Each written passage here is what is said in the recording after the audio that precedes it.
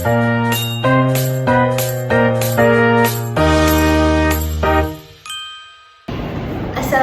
warahmatullahi wabarakatuh. Halo teman-teman, kembali lagi di podcast mini kita. Saya Rika Ramadhani. Hari ini saya ditemani oleh rekan saya, ada Citra dan juga Luna. Halo semuanya, senang banget bisa ngobrol santai tapi tetap berbobot sama kalian. Jadi hari ini kita bakalan membahas topik mengenai kesehatan mental melalui tes kita. Kenapa sih topik ini tuh penting buat kita bahas? Karena kecemasan, stres itu sangat relate gitu kan sama kehidupan kita. Dan di zaman sekarang banyak anak-anak muda dari generasi muda maupun kalangan yang sudah tua pun mereka sudah lebih mengenal dirinya mereka untuk tahu apa sih hal-hal yang membuat mereka cemas atau stres itu. Nah, aku setuju banget nih. Jadi di sini tuh serunya kita bakal gak cuma bahas teori, tapi juga bakal ngasih kalian cara praktis untuk mengamalkan ini tuh di kehidupan sehari-hari gitu. Tapi juga masih nge-relatein sama materi PAI dan juga ilmu tasawuf. Oke, kita mulai dari materi PAI yang kita pilih, yaitu Tazkiyatun Nafs atau pembersihan jiwa. Dalam tasawuf ini meliputi muhasabah alias introspeksi diri, zikir, dan tawakul. Intinya itu kita belajar soal mengenali diri sendiri, kayak dari perasaan, terus emosi, dan juga pikiran kita sendiri. Nah, kalau misalkan kita bisa mengenali diri sendiri, kita tuh kan bisa lebih gampang introspeksi diri. Terus kita juga bisa lebih sadar apa sih hal-hal yang misalkan bisa membuat kita tuh cemas ataupun stres gitu. Nah, selain itu aku juga pengen nambahin nih, zikir juga punya peran besar. Ada ayat yang bilang, ingatlah Allah, niscaya kamu akan tenang hatimu. Di Quran surat Ar-Ra'd ayat 28. Nah, itu menunjukkan zikir bukan cuma ritual, tapi juga cara untuk menenangin hati. Nah, sekarang coba bayangin kalian tuh lagi stres, misal lagi UTS atau lagi tugas numpuk, otak kita tuh kadang muter-muter mikirin semuanya, bikin cemas dan gak fokus.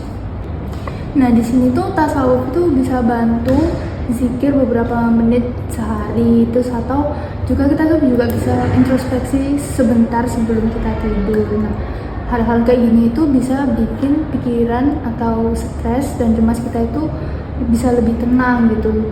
Kita berpikir juga bisa lebih jernih. Tawakul itu juga penting loh, maksudnya kita udah usaha maksimal, tapi tetap menyerahkan hasilnya itu ke Allah. Ini bisa ngurangin rasa cemas yang kayak berlebihan gitu. Misalnya nih, contohnya aku sendiri, kadang pas UTS atau deadline tugas, rasanya tuh aku panik banget. Tapi kalau sempet zikir sebentar, terus tarik nafas, aku lebih fokus ngerjain tugasnya daripada stres mikirin hasilnya. Nah, aku juga kadang tuh sebelum presentasi, aku biasanya tuh coba introspeksi diri sebentar gitu, kayak evaluasi persiapannya, terus aku juga nyempetin untuk berzikir. Jadi ketika aku presentasi, hasilnya itu hatiku tuh bisa lebih tenang gitu dan bisa fokus untuk mempresentasikan apa yang jadi bagianku gitu. Jadi bisa disimpulin bahwa tasawuf itu nggak cuma ilmu spiritual aja, tapi juga metode psikologis yang bikin kita lebih resilient, lebih tenang, dan lebih bahagia. Kalau dianalisis, tasawuf itu punya 3 fungsi utama untuk kesehatan mental. Yang pertama ada pikiran, mengendalikan emosi, dan yang terakhir itu memberikan makna hidup. Nah iya, gak heran kalau misalkan banyak penelitian modern ya khususnya, itu bilang kalau misalkan meditasi dan mindfulness itu bagus buat kesehatan mental. Nah, konsep dari tasawuf itu kan ada zikir, muhasabah, itu konsepnya mirip-mirip sama penelitian modern. Tapi bedanya adalah di landasannya. Kalau misalkan tasawuf itu dia landasannya lebih spiritual. Nah, jadi bisa disimpulin ya bahwa tasawuf itu bukan sekedar ritual atau slogan tenang hati. Ini tuh metode yang bisa langsung kita pakai dalam kehidupan sehari-hari. Nah, oke teman-teman, itu tadi ngobrol santai kita tentang kesehatan mental melalui tasawuf. Intinya, kita jangan lupa untuk introspeksi diri, berzikir, dan tawakul. Dengan melaksanakan praktek-praktek sederhana, kita bisa mengurangi stres, bisa menenangkan hati, dan juga kita bisa lebih fokus. Terima kasih buat kalian yang udah dengerin sampai akhir.